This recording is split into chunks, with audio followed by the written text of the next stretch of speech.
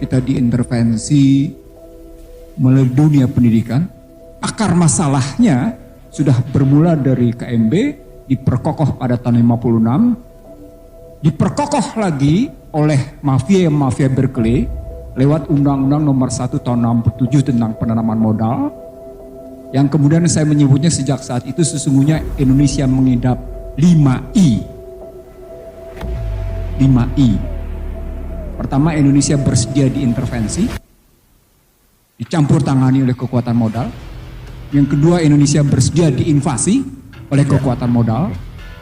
Yang ketiga, Indonesia bersedia di posisinya diinfiltrasi, disusupi. Dan itu nampak. Yang berikutnya, Indonesia bersedia diintimidasi, kalau nggak ada modal asing lo nggak bisa ngebangun. Yang terakhir, Indonesia bersedia dimainkan nilai tukarnya lewat inflasi. Saya menyebutnya 5I. Dan itu tidak pernah bisa kita atasi hingga hari ini. Salah satu wujudnya adalah sejak kita membebaskan nilai tukar, walaupun asal muasalnya adalah managed floating, ngambang terbatas, dan kemudian free floating, hingga hari ini kita tidak pernah bisa berdaulat tentang nilai tukar. Kita tidak pernah bisa berdaulat.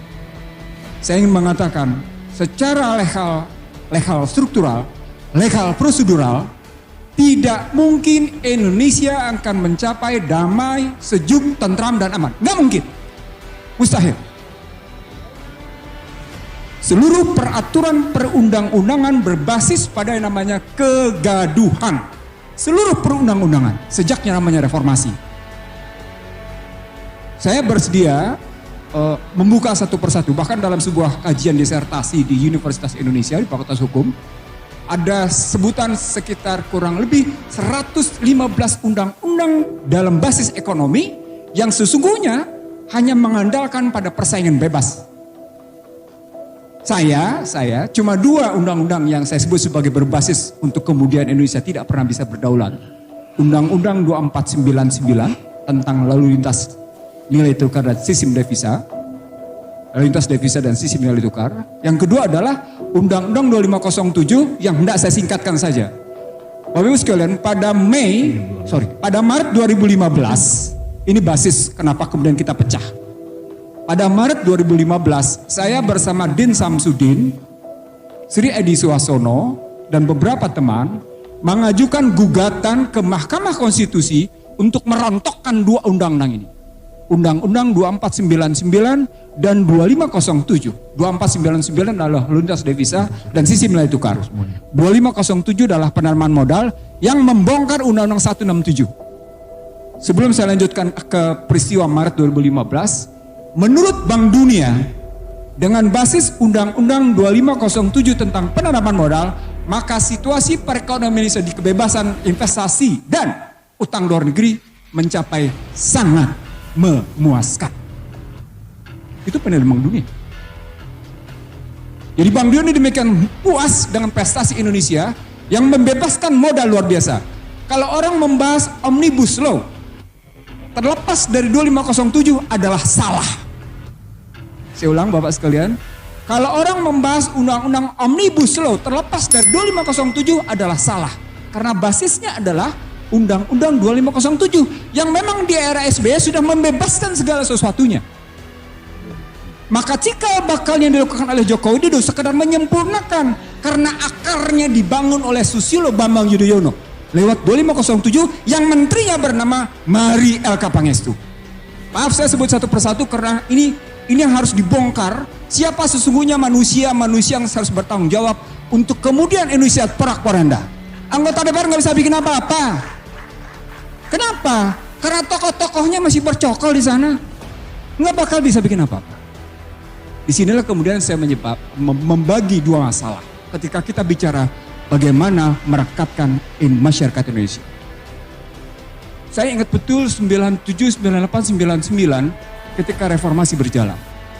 Salah satu statement yang saya buat adalah ketika Indonesia disusupi habis-habisan oleh Madeleine Albright dan Bill Clinton, salah satunya adalah saya melihat betapa sejumlah anak Indonesia bersedia menjadi pengkhianat. Saya sebut Bapak sekalian, sejumlah anak Indonesia bersedia menjadi pengkhianat. Ridwan Saidi membuktikan siapa nama-nama itu. Bahkan Ridwan Saidi menyebutnya tentang angka-angkanya. Saya pegang bukunya kebetulan. Saya nggak pegang angkanya. Saya tidak pegang angkanya. Tapi saya tahu siapa-siapa manusianya. Nah, kerangka ini menyebut, kenapa sampai saya sebut? Saya sebut. Cuma tinggal dua kekuatan masyarakat Indonesia yang membangun persatuan. Cuma tinggal dua kekuatan. Siapa itu? Kekuatan agama dan kekuatan TNI. Maka TNI berteriak, damai itu indah. Itu tahun 99. Saya percaya Pak Budi, Mezar, sekalian saya yakin betul. Semua teriak TNI, damai itu indah. Saya bingung. Kemudian SBY menyebut, jangan ngebangun kegaduhan. Siapa yang berteriak kegaduhan di SBY? Tapi sekali lagi baik TNI maupun yang namanya SBY ketika cerita tentang kedamaian kegaduhan lupa bahwa fondasi untuk gaduh dan tidak damai sudah terbangun. Terbangun luar biasa dan akhirnya orang tidak pernah bisa lagi ngebongkar. Bapak sekalian, kalau tadi Jenderal Purnawirawan Remezar Triakudu menyatakan bayi sudah punya saham, itu sosiologisnya. Konstitusionalnya, legalitasnya adalah pemegang saham negeri ini tidak lain tidak bukan adalah partai politik. Tidak bisa tidak. Konstitusi mengatur. Konstitusi menetapkan bahwa pemegang saham negeri ini adalah partai politik. Dan ketika partai politik bisa dikooptasi oleh namanya kekuatan modal, kita bukan pemegang saham, kita adalah penumpang, penyewa negeri ini. Saya pernah sampaikan ini di dua TV swasta, salah satunya Kompas, lainnya ada Trans TV. Selebihnya saya di-ban. Dari sini Bapak sekalian saya berpendapat, sesungguhnya gagas berpikir Indonesia sejak Undang-Undang Dasar 45 sebelum diintervensi sesungguhnya adalah perlawanan terhadap sistem kapitalis.